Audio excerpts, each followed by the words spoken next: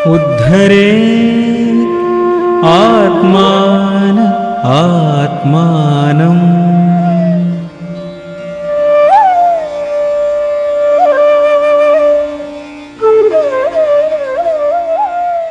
अपंग मुलांचा निवास, शिक्षण, व्यक्तिमत्व विकास तसंच त्यांना पुढील आयुष्यात स्वबळावर उभं करण्याचं व्रत घेतलेली संस्था अपंग कल्याणकारी संस्था व संशोधन संस्था वानवडी पुणे। या संस्थेचं हे सुवर्ण महोत्सवी वर्ष।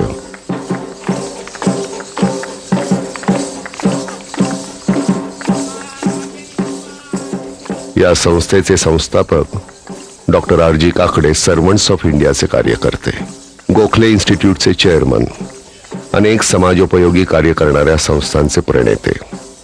या संस्थेच्या सुवर्ण महोत्सवी वर्षात 96 वर्षांच्या डॉक्टर काकडेंचं स्वागत अग्रक्रमानं होणं हे कृतज्ञतेचा आणि मानवीय मूल्यांचा ओलावा म्हणून साहजिकच होतं।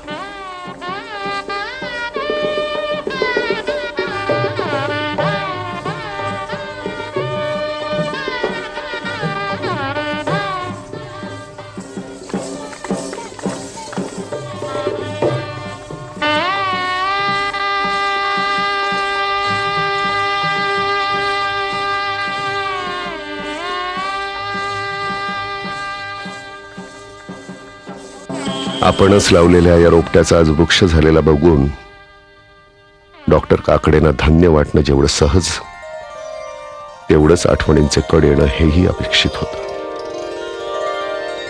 नामदार गोपाळकृष्ण गोखले, महात्मा गांधीजींचे राजकीय गुरु, भारतीयांच्या उत्थानाचं स्वप्न ज्यांनी फक्त पाहिलंच नाही तर त्यासाठी प्रत्यक्ष कार्य केलं आणि सेवा करण्यासाठी त्यांनी सर्वंट्स ऑफ इंडिया ही संस्था स्थापन केली।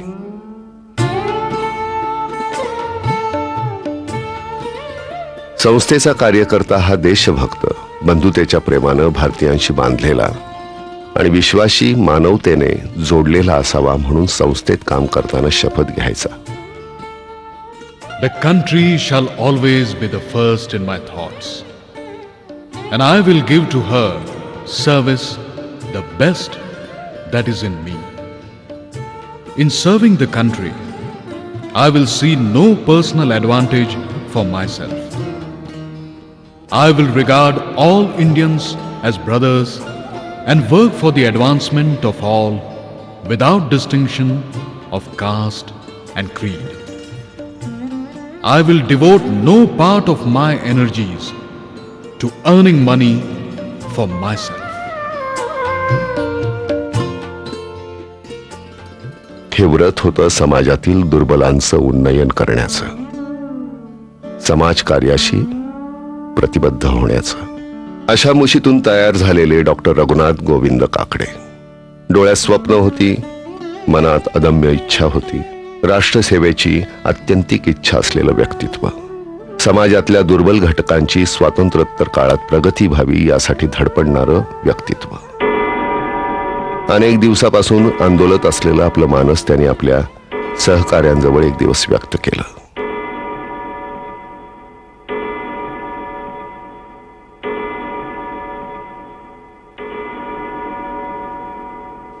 डिअर फ्रेंड्स, स्वातंत्र्यपूर्व काळात आपण distress relief committee, depressed class mission, महिला सेवा मंडळ अशी समाजोपयोगी कार्य केली आहे।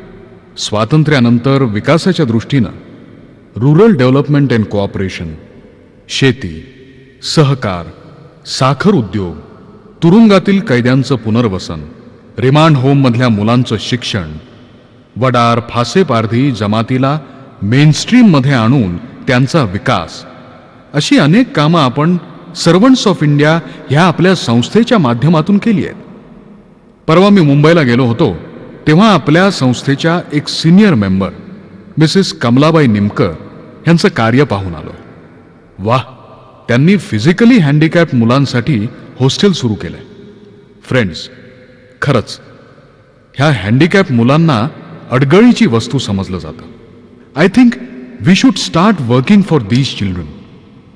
ह्या मुलांना स्वबळावर उभं करण्यासाठी त्यांना आधार द्यायला हवा.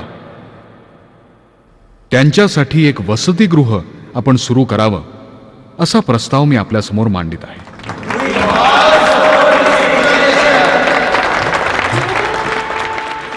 डॉक्टर काकडेंचा ठराव म्हणजे नामदार गोखलेंनी उभारलेल्या सर्वंट्स ऑफ इंडियाच्या कार्यकर्त्यांनी एक आगळ्या पण संवेदनपूर्ण अशा मानवीय क्षेत्रात पाऊल ठेवण्याची नांदीच म्हणायला हवी. सहकाऱ्यांची संमती मिळताच डॉक्टर काकडे कामाला लागले. शासनाकडे रीतसर अर्ज करण्यात आला आणि बॉम्बे पब्लिक ट्रस्ट ऍक्ट खाली 6 November 1956 society for the welfare of physically handicap या SWPH या संस्थेची नोंदणी करण्यात आली.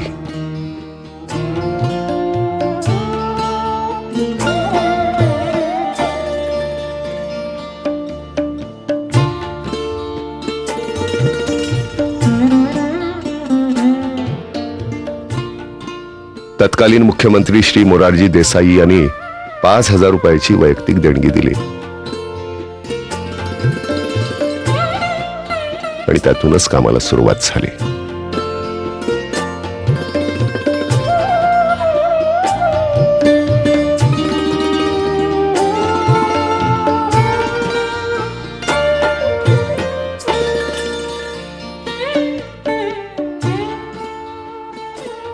पुण्यातील कोथरूड भागात असलेल्या भालेराव यांच्या बंगलीत अपंग मुलांसाठी वसतिगृह सुरू करण्यात आलं.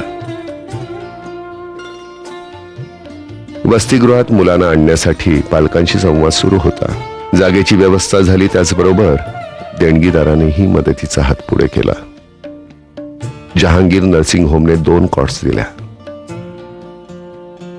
त्यावेळी हे फार महत्वाचं होतं.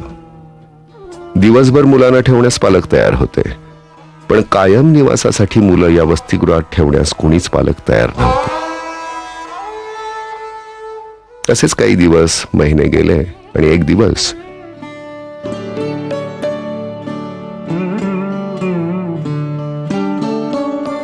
बॉम्बे चिल्ड्रन ऍक्ट 1948 नुसार कोर्ट कमिटेड 2 मुलं मिळाली आणि खऱ्या अर्थानं कार्याला सुरुवात झाली.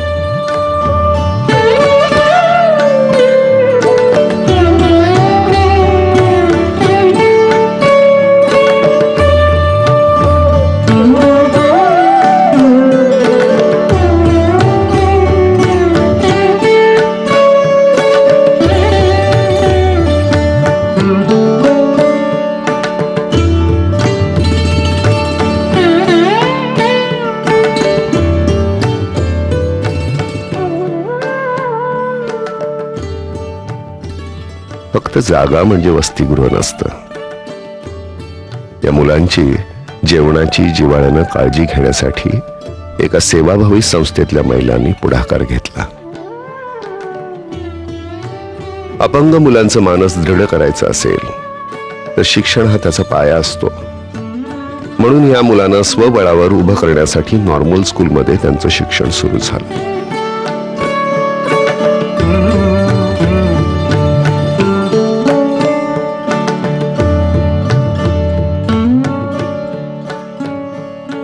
शिक्षणामुळे आपला बौद्धिक विकास होतोच, पण आत्मविश्वासही वाढतोय हाच प्रत्यय या मुलांना येत होता.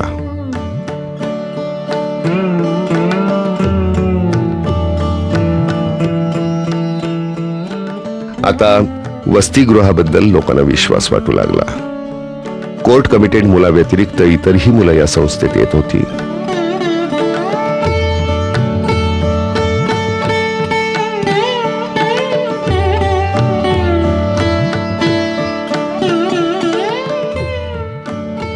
मुलांची संख्या वाढत होती आणि जागा मात्र कमी पडत होती.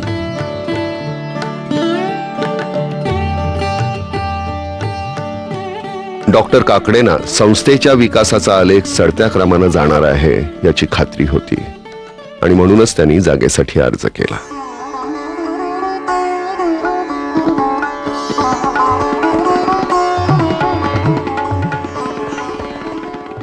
तत्कालीन कमिशनर यार्दी यांनी काकडेंना शासनाच्या विविध जागा दाखवल्या.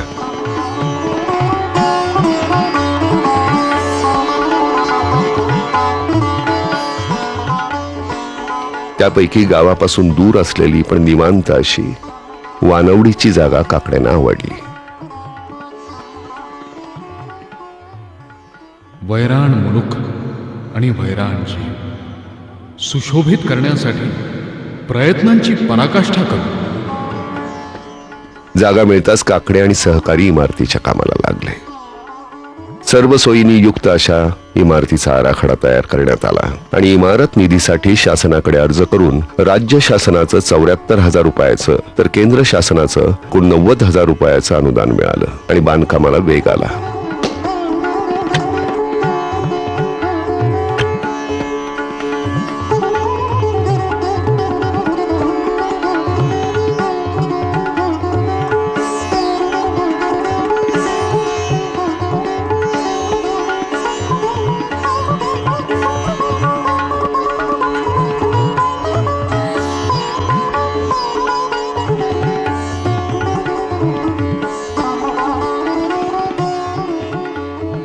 मुलांची सतत काळजी घेणाऱ्या कर्मचाऱ्यांसाठीही याच परिसरात गृहसंकुल उभारण्यात आलं.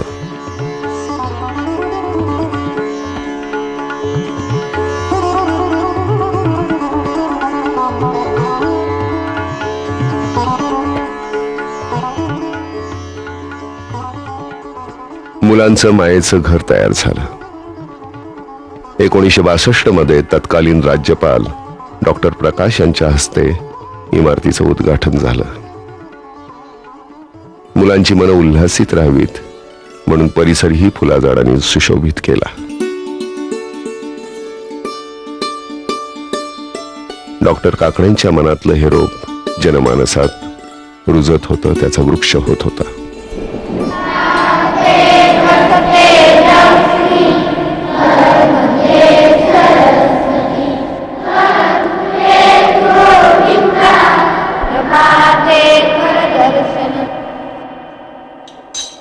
चार भिंती एक छप्पर असं घर संस्थेला अपेक्षित नव्हतंच. तर सांभाळणारे हात आणि माया असलेलं मन ही मुलांची खरी गरज आहे अशी संस्थेची धारणा होती.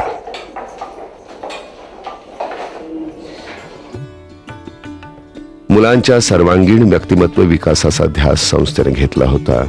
म्हणूनच संस्थेनं मुलांच्या 10वी पर्यंतच्या शिक्षणाची जबाबदारी स्वीकारली. जवळच्याच गिरमे विद्यालयात मुलं शिकू लागली.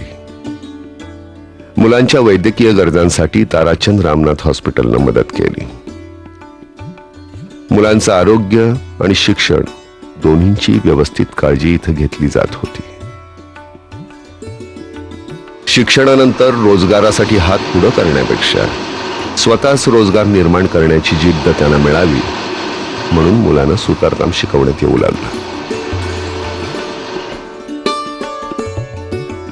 अपंगत्व हे मनात न्यूनगंड निर्माण करतं. त्यामुळं अपंगत्वावर मात करण्यासाठी मन सशक्त करण्याचं महत्वाचं काम संस्थेनं केलं.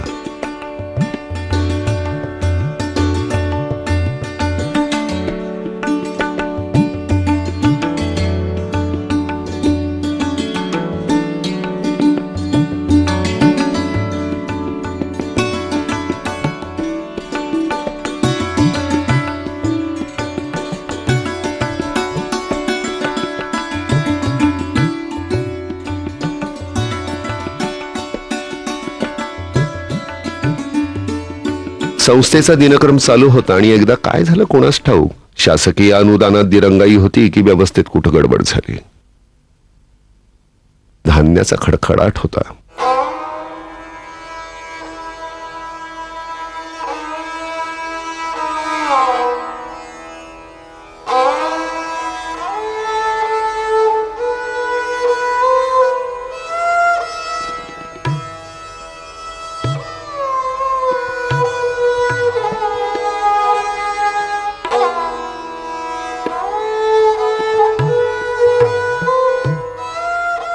संस्थेत मुलांना शिकवायला येणारे श्री बिलपुडीवाला यांच्या लक्षात ही गोष्ट आली.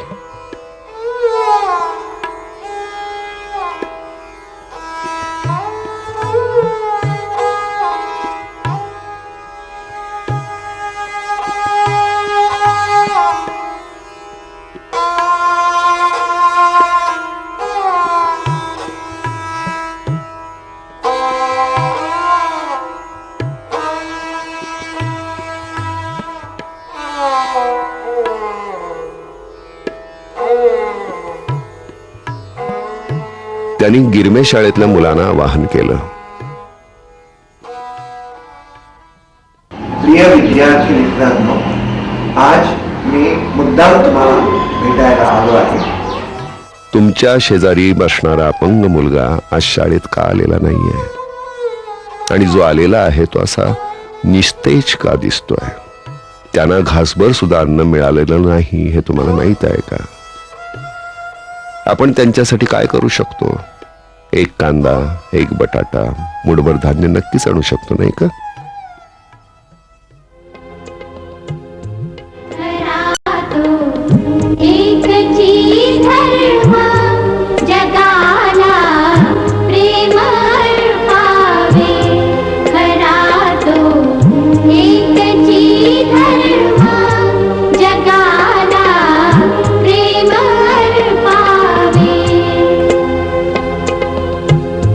भरावा मोद विश्वात असावे सौख्य जगतात. भरावा मोद विश्वात असावे सौख्य जगतात. सदा हे ध्येय पूजावे.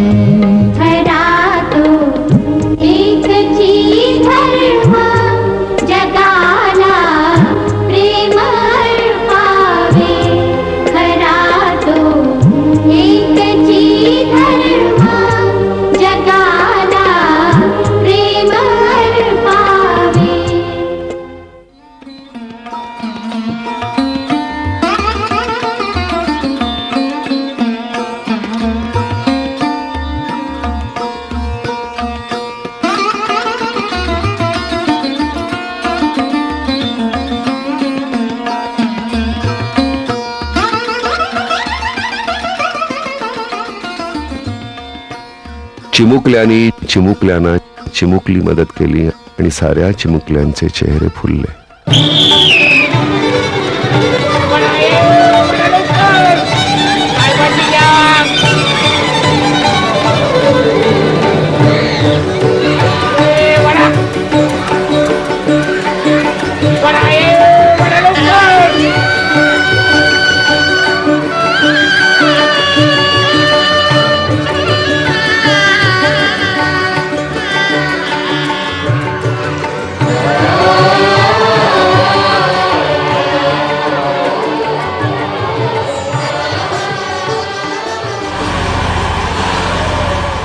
संकटातूनही विकासाचा मार्ग सापडतो असं म्हणतात, ते प्रत्ययाला आलं. मुलांची जेवणाची व्यवस्था सुकर व्हावी यासाठी पुण्याच्या लायन्स क्लबने 1970 मध्ये एक पिठाची गिरणी देणगी दाखल दिली. संस्थेबरोबरच वस्तीतल्या लोकांचं दळण करून संस्थेला किमान उत्पन्नही सुरू झालं. संस्थेच्या कार्याची माहिती लोकांना झाली होती. पालक, गावकरी यांनी संस्थेला प्रसंगानुरूप विविध स्वरूपाच्या मदतीचा हात पुढे केला.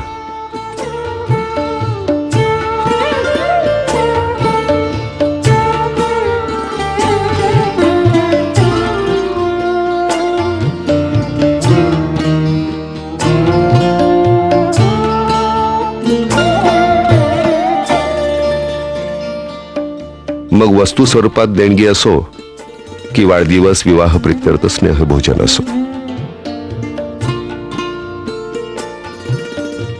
संस्थेत सुतारकामाची सुरुवात झालीच होती.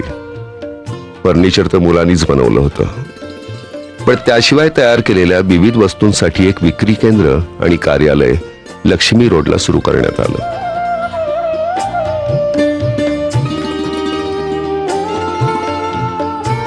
संस्थेला उत्पन्नाचं आणखी एक साधन मिळालं.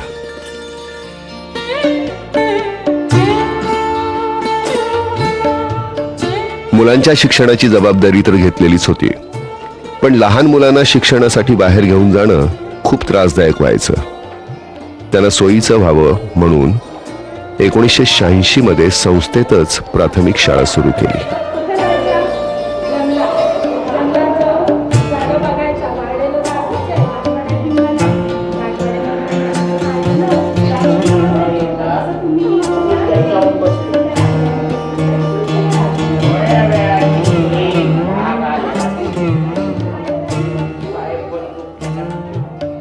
मुलांचा संस्थेत उत्कर्ष होत होता. खचलेल्या मनाला इथं उभारी मिळत होती.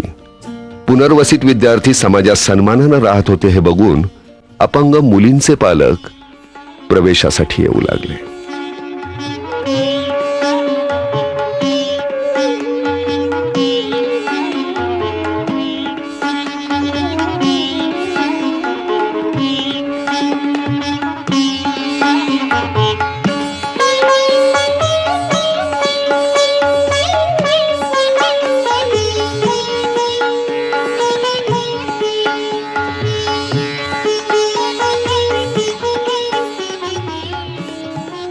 पण मुलींसाठी व्यवस्था नसल्यामुळे हिरमुसलेहून परत जात होते.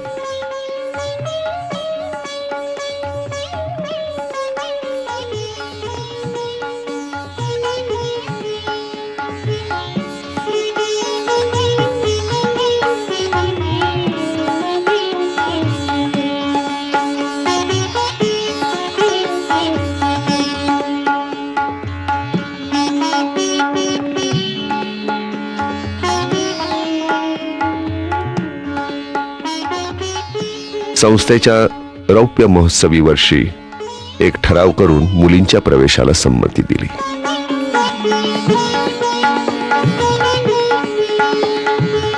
मुलींच्या प्रवेशामुळे संस्थेला एका अर्थानं पूर्णत्व प्राप्त झालं.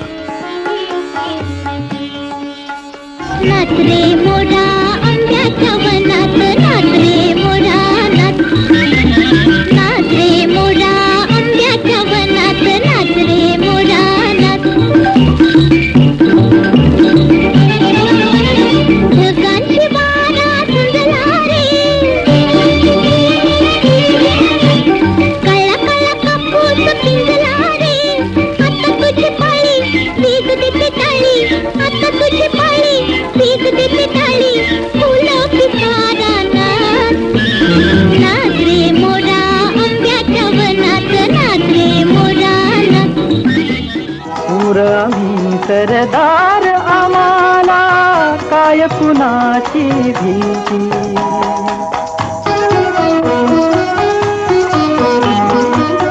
आईच्या गर्भात उमगली झुंजाराची रीत. तलवारीशी लगीन लागल जडली येडी प्रीत. लाख संकट झेलून घेईल अशी पहाडी छाती. देव देसन धर्मा पायी प्राण घेतल हाती. सूर आम्ही सरदार आम्हाला काय कुणाची भीती.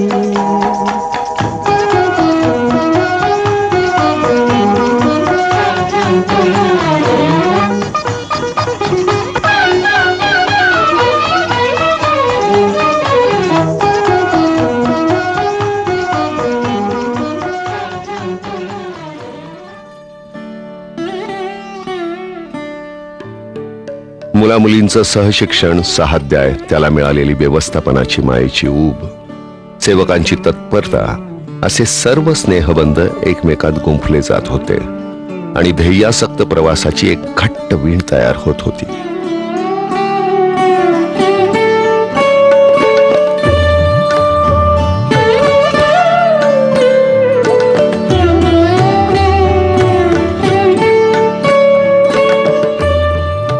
मुलींची संख्या वाढत होती आणि आता मुलींसाठी वेगळ्या वसतिगृहाची आवश्यकता वाटत होती.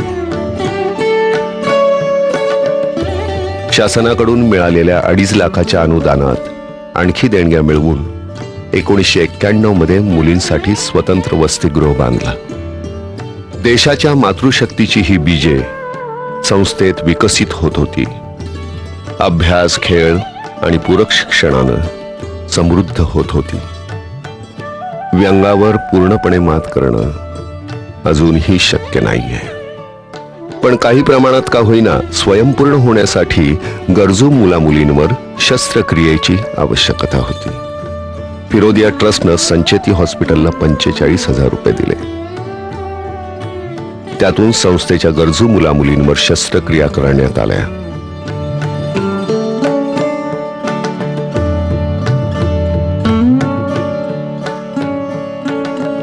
मुलामुलींना शाळेत जाणं येणं सोयीस्कर व्हावं यासाठी स्कूल बस मिळाली.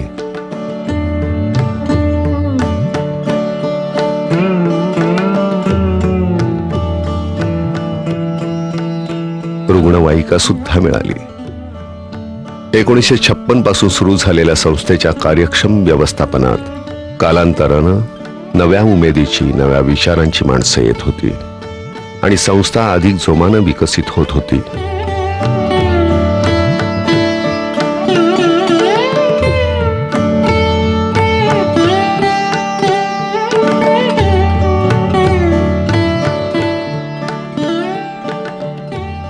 मुलामुलींच्या विकासासाठी धडपडणाऱ्या व्यवस्थापनानं नव्या संकुलाची उभारणी केली.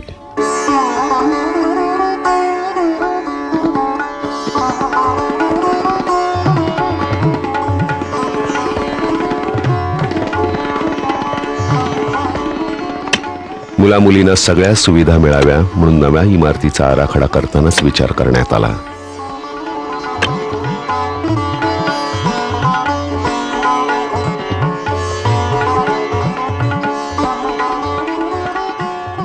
जोड इमारत पूर्ण झाली.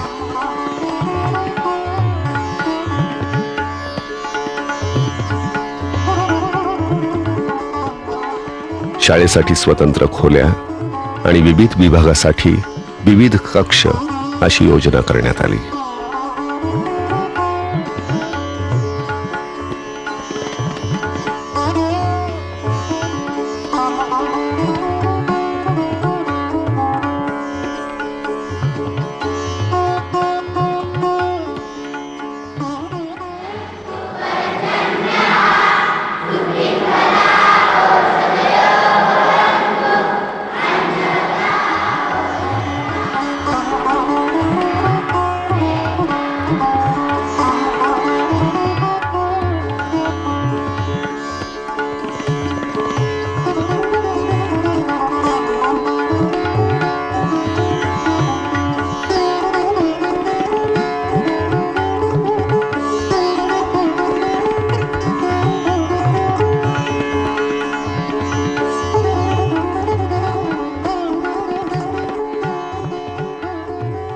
पायऱ्या चढताना मुलांना सोयीचं जावं म्हणून विशेष काळजी घेतली गेली. सुरुवातीच्या काळात लष्कराच्या कृत्रिम अंग केंद्राच्या साहाय्यानं मुलांना कृत्रिम अवयवांची मदत होत असे. नंतर कर्मचाऱ्यांना तिथंच प्रशिक्षण दिलं गेलं आणि मग संस्थेतच कृत्रिम अवयव निर्मिती केंद्र सुरू झालं.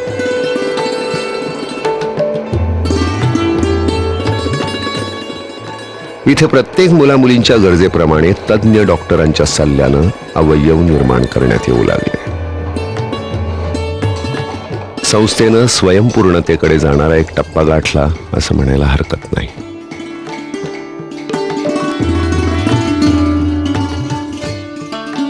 कृत्रिम अवयवाप्रमाणेच या मुलामुलींना गरज होती ती भौतिकोपचाराची, फिजिओथेरपी.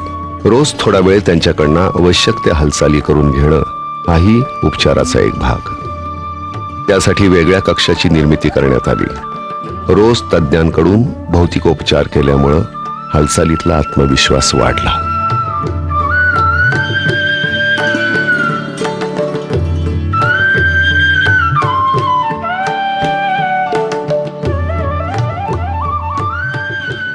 मुलामुलींच्या सर्वसाधारण आजारपणासाठी संस्थेतच चिकित्सालय सुरू झालं.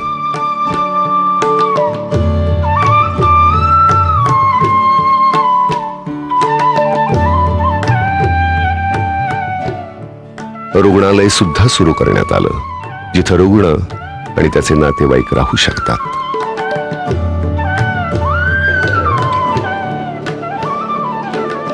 स्वयंपूर्णता आणि स्वावलंबन या मुलांमध्ये असावं यासाठी विविध पूरक शिक्षण दिलं जातं. त्याचाच एक भाग म्हणजे शिलाई विभाग.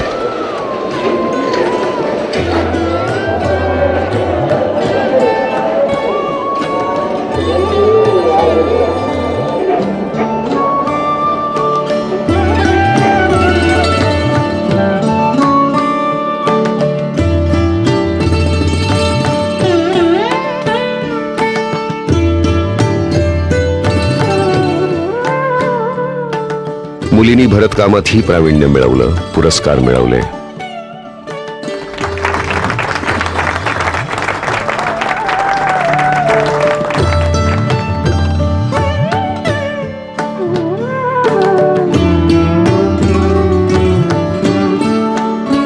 संगणक हा वेगवान युगाचा अपरिहार्य घटक आहे. या क्षेत्राची मुलांना ओळख व्हावी यासाठी टाटा कन्सल्टन्सीनं संस्थेला 20 संगणकाचा संच दिला. आता मुलं संगणकाशी दोस्ती करतायत.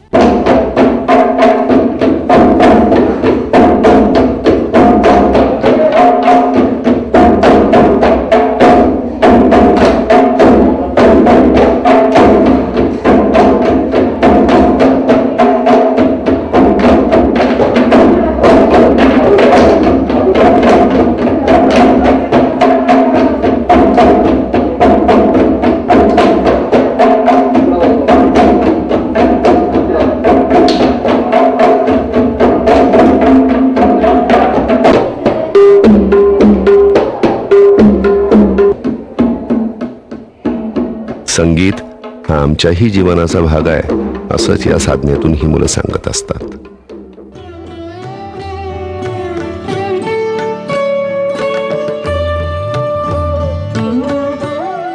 मुलांची बौद्धिक पातळी उंचावण्यासाठी आणि सगळ्या क्षेत्रातली माहिती त्यांना व्हावी यासाठी विविध विषयाची पुस्तकं संस्थेच्या ग्रंथालयात ठेवण्यात आली आहेत.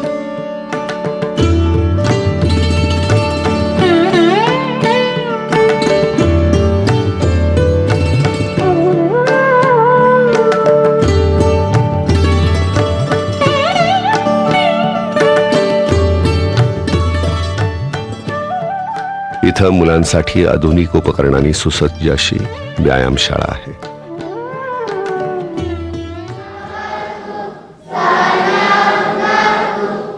सुसंस्कार आणि सकस आहार हा इथल्या शिस्तीचा एक अविभाज्य भाग आहे.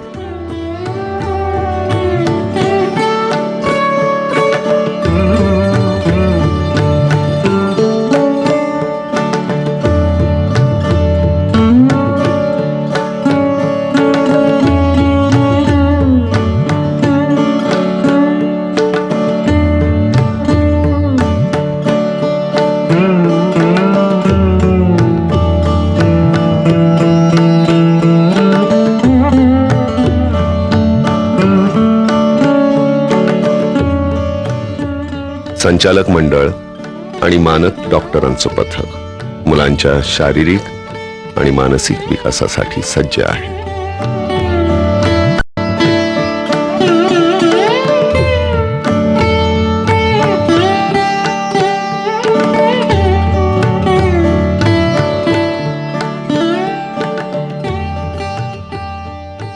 .1973 साली या संस्थेमध्ये काम करायला सुरुवात केली आणि अपंग मुलं मी जेव्हा बघितली त्या काळामध्ये पुष्कळशी पोलिओची मुलं होती.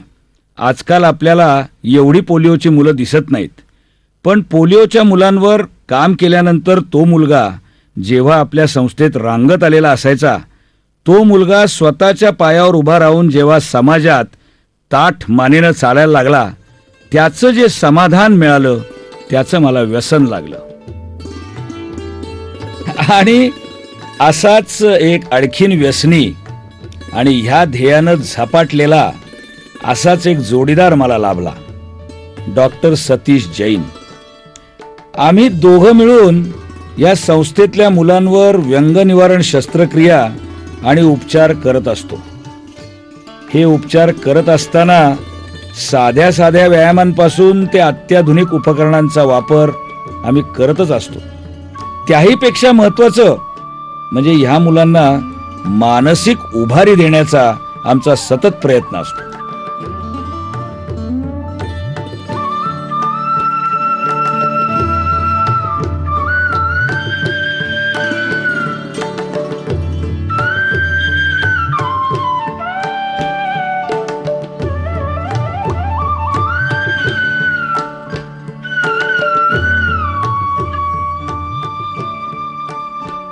शिक्षण संपल्यानंतरही या मुला मुलींचं दैनंदिन जीवन सुरळीत राहावं ही बांधिलकी जपणारी ही संस्था आहे.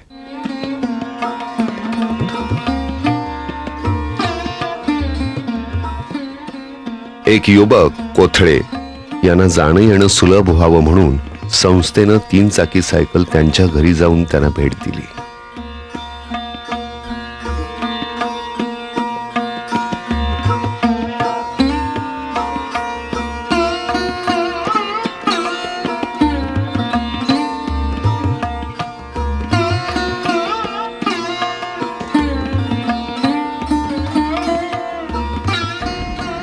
आज कोथळे उत्साहानं काम करताय. या घरानं काय दिलं? माणुसकी, प्रेम दिलं, आधाराला हात दिला, मनाला उभारी दिली, स्वत्वाची जाणीव दिली, जगण्याची दिशा दिली, आयुष्याला ध्येय दिलं, जिद्द, चिकाटी आणि आत्मविश्वास दिला. आणि म्हणूनच मुलगा ताठ मानेनं उभा राहिला.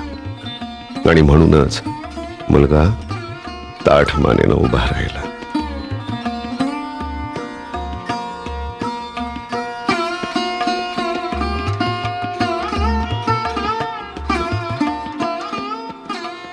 हे आहेत श्री गणेश जगताप. अपंग कल्याणकारी संस्थेत शिवणकामाचं प्रशिक्षण घेतलं ही आयुष्यभराची शिदोरी ठरली. महात्मा फुले अपंग प्रशिक्षण केंद्रातील नंदकिशोर नाळे, श्री मानव कांबळे या संस्थेचे जे अध्यक्ष उपाध्यक्ष यांनी ही जी माझ्यावर विश्वास दाखवून माझे संस्थेत वर्ग टेलरिंगचे शिक्षक म्हणून नियुक्ती केली.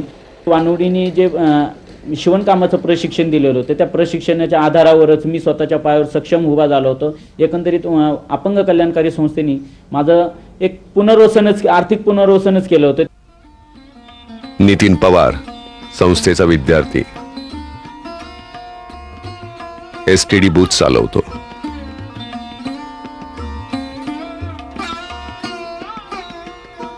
इलेक्ट्रॉनिक दुरुस्तीचं कामही करतो.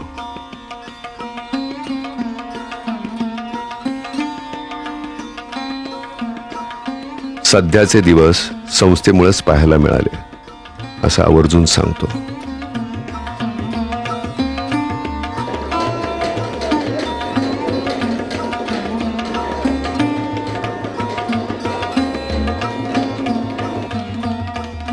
सुनीता गणेश विरकर. पूर्वीचं नाव माझं सुनीता नारायण डोळे. मी संस्थेमध्ये अपंग कल्याणकारी संस्था हे ते शिक्षण घेतलं माझं. तिथं शिवणकाम हे शिकले. घरी आल्यानंतर लग्न झालं. आम्ही दोघेही शिवणकाम करतो.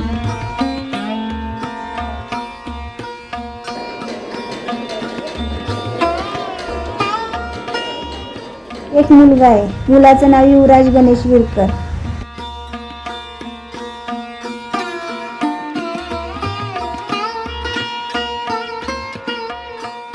रंगनाथ शहापुरे यांचं शिवाजीनगर सारख्या मध्यवर्ती ठिकाणी चपला दुरुस्तीचं दुकान आहे. दुरुस्ती आणि विक्री. स्वयंरोजगार मिळवून सन्मानानं जगत आहे.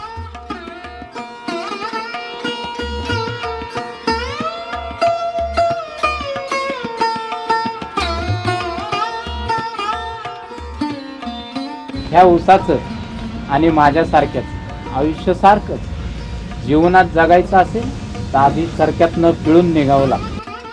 अशोक सोनावणे यांची रसवंती आहे. सोबत STD बूथही आहे. आपल्यासारख्या अपंगांना सहाय्य करण्यासाठी अपंग सहारा संस्था त्यांनी सुरू केली.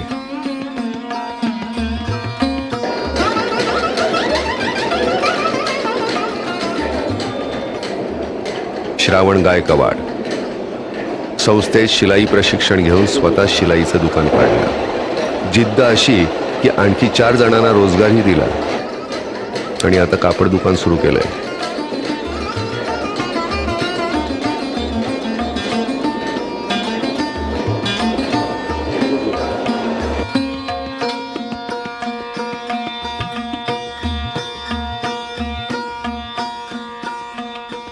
रामू व्यंकट सुबैया स्वतःच्या जीवनाचं दुःख विसरून इतरांना हसवण्याचं अतिशय अवघड काम यांनी केलंय. सर्कशीतल्या विदूषकाचं कितीतरी वर्ष. सध्या STत नोकरीला आहे. यांची मुलगी BA करते. तीही अपंग आहे. स्वतःच्या अनुभवाचे पाठ तिला ते देतात.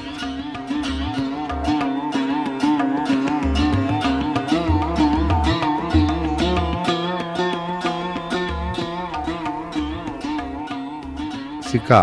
काय बीएड पुढे करता येईल या आशेने मार्ग व्यवस्थित पाडा. आज असे कितीतरी अपंग विद्यार्थी आहेत जे तुझ्यामुळे त्यांना प्रोत्साहन मिळावं आणि शिक्षण जर घेतलं आपल्या अपंगाचं उपजीविकेचं साधन होईल. मी सुद्धा यातूनच गेलो आहे. अशी धडपड केली आहे. दिनेश कांबळे वडिलांचं छोटंसं किराणा दुकान वेळ मिळेल तेव्हा सांभाळतो आणि त्याचबरोबर शिक्षण चालू आहे. एक यशस्वी व्यक्ती होण्यासाठी सध्या धडपड सुरू आहे आणि हा उत्साह दिलाय संस्थेनं. शाळा अतिशय चांगली होती. तिथली सर्वजण स्टाफ सुद्धा चांगला होता. त्यांच्यामुळे मला शिक्षणाची उर्मी मिळाली. आपल्यासारखे सुद्धा कोणीतरी आहेत आहे वाटून थोडंसं हे पण व्हायचं आणि त्यांच्यापासून थोडीशी अजून जास्तीत जास्त चांगले करण्याची उर्मी सुद्धा मिळायची मला.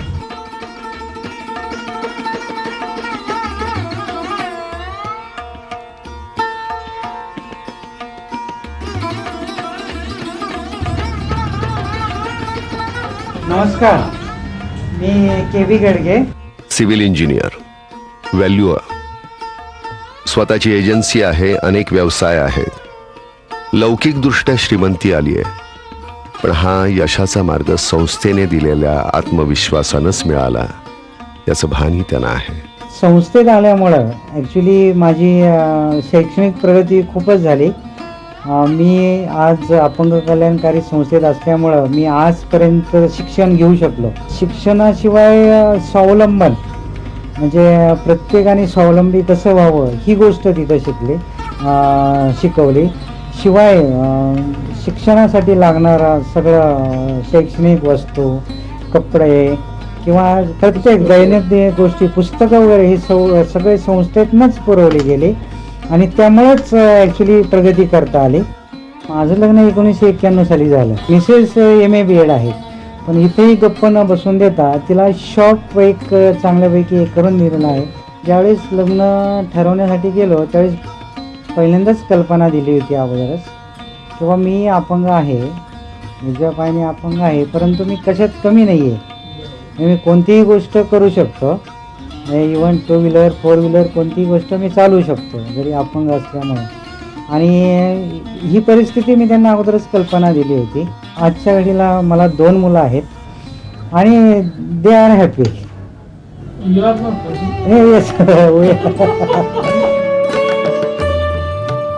संस्थेने घडवलेली ही काही स्वप्नशिल्प.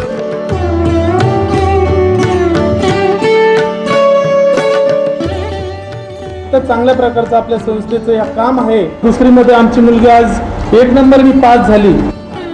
संस्थेतल्या मुलामुलींच्या पालकांचा मेळावा हा एक परस्पर संवादाचा कार्यक्रम. हात नाही आणि पाय नाही, काय करता येईल तिला? त्या बातमीतलं पुढचं वृत्त होतं, त्या मुलीने जिभेने रंगकाम शिकले. पालकांना नम्र विनंती, इथून जाण्यापूर्वी या प्रदर्शनाला अवश्य भेट द्या. इथून जाण्यापूर्वी या प्रदर्शनाला अवश्य भेट द्या. या वस्तू विकत घ्या असा आग्रह नाही, पण त्यातली कलाकुसर पहा. आपल्याच मुला मुलींनी या वस्तू तयार केल्या आहेत यावर क्षणभर आपला विश्वासही बसणार नाही. किती मेहनतीने, किती एकाग्रतेने मुलांनी या वस्तू तयार केल्या आहेत. त्यांच्या पाठीवर शाबासकीची थाप द्या आणि यासाठी का होईना हे प्रदर्शन जरूर पहा.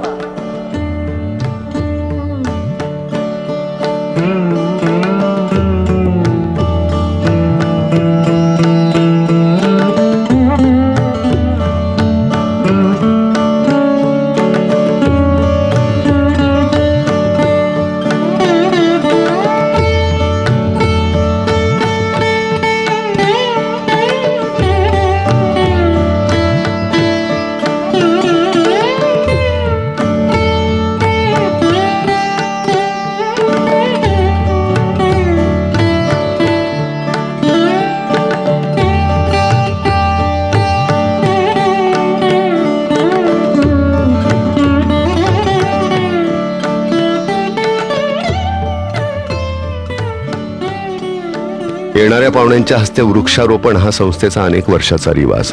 देशी परदेशी पाहुणे, नेते, अभिनेते, प्रतिष्ठित सर्वांच्या हस्ते वृक्षारोपण करून संस्थेशी आपलं नातं जोडण्याचा हा प्रघात. 10 महिने आपल्यापासून दूर असलेल्या मुलाची इथली दिनचर्या बघून, प्रगती बघून पालक विश्वासानं घरी जातात. मुलांच्या जास्तीत जास्त जवळ असणारी व्यक्ती म्हणजे सेवक. दैनंदिन कामकाजात आणखीन कशी सुलभता आणता येईल याचा आढावा आणि सूचना इथल्या संवादातून चर्चेला जातात. इथं जे अपंग मुलांची सेवा करताय, किती पुण्याचं काम करताय. नोकरी असली तरी मानवीय संवेदन सेवेचं व्रत म्हणून हे काम करताना पाहुण्यांच्या सूचनेतून आणखी दिशादर्शन मिळवलं जातं. असा जिव्हाळा जिथं आहे तिथं आपला पाल्य असावा असंच प्रत्येकाला वाटत असतं. आणि म्हणूनच प्रवेशासाठी पालकांची अलोट गर्दी. हर्षदा लोहार,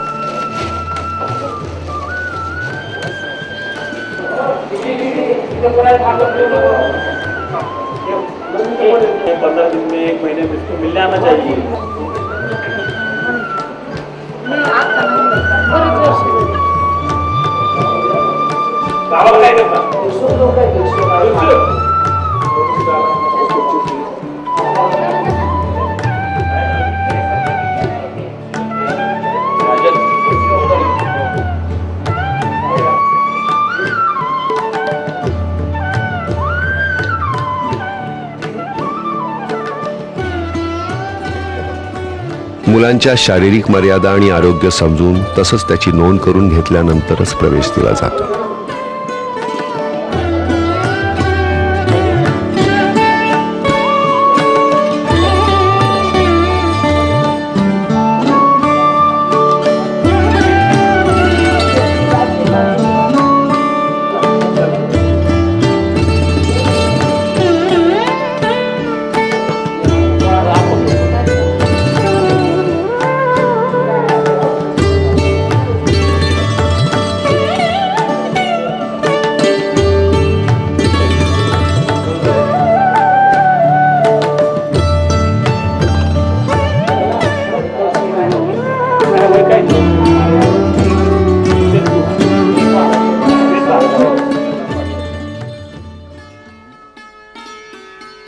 संस्थेतला मुलगा मुलगी फक्त शिक्षितच नव्हे तर सुसंस्कारित व्हावा या एकाच ध्येयानं व्यवस्थापनानं शिस्तबद्ध पण चारित्र्य घडवणारा दिनक्रम तयार केला.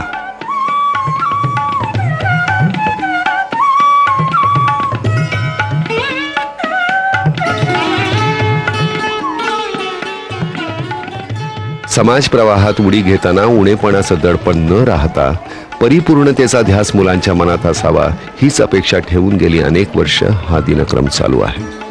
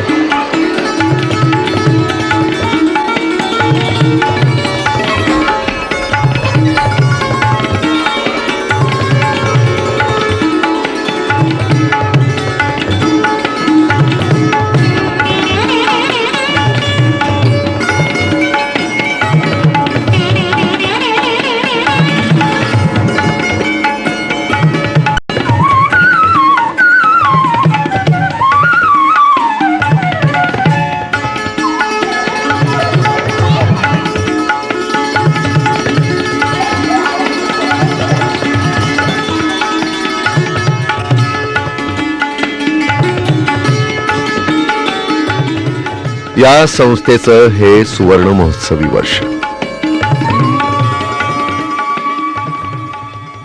मित्रांनो, आज आपण एका विशेष निमित्तानं इथं भेटतो. सुवर्ण महोत्सवी वर्षाच्या निमित्तानं. गेल्या 50 वर्षामध्ये ज्या ज्या गोष्टी घडल्या त्याच्यापेक्षा आणखीन काही 4 गोष्टी जास्त आणि वेगळ्या करता याव्यात म्हणून ज्या ज्या योजना आखल्यात त्यावर शिक्कामोर्तब करायला आज आपण इथे जमतो. तुम्हाला कल्पना आहेच की 1956 साली डॉक्टर RG काकडे यांनी जे छोटंसं रोप या संस्थेच्या रूपानं लावलं, आज त्याचा खूप मोठा वृक्ष झालाय. त्यांच्याबरोबर आणि त्यानंतर सुद्धा कितीतरी कार्यकर्त्यांनी हातभार लावला. त्यांचा अनुभव, त्यांची जिद्द, तळमळ, प्रयत्नांची पराकाष्ठा आणि कार्यावरची निष्ठा ह्यामुळेच आपली संस्था इतकी मोठी झाली. मित्रांनो, या सुवर्ण महोत्सवी वर्षात हे सेवा कार्य करण्याची संधी आपल्याला लाभतेय हे आपण भाग्यच आपलं म्हणायला पाहिजे.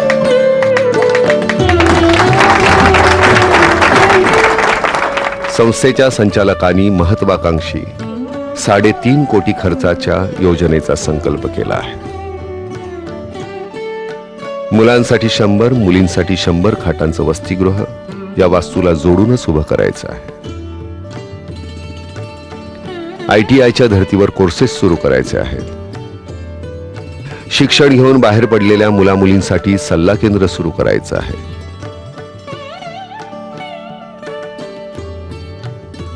महाविद्यालयीन शिक्षण घेणाऱ्या 50 मुलं आणि 50 मुलींसाठी वसतिगृहाची सोय करायची आहे.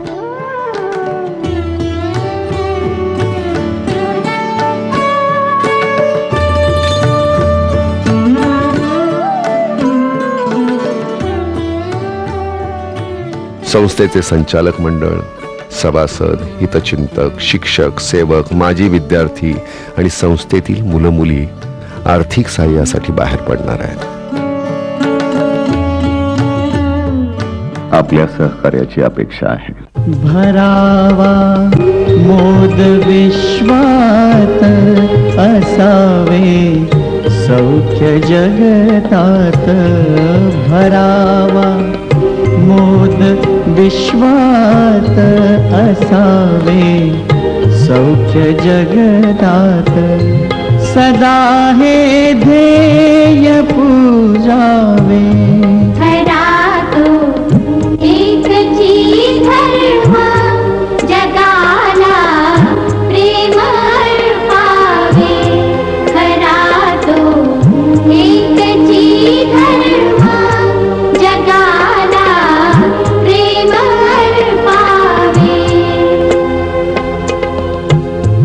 असे हे सार धर्माचे, असे हे सार सत्याचे.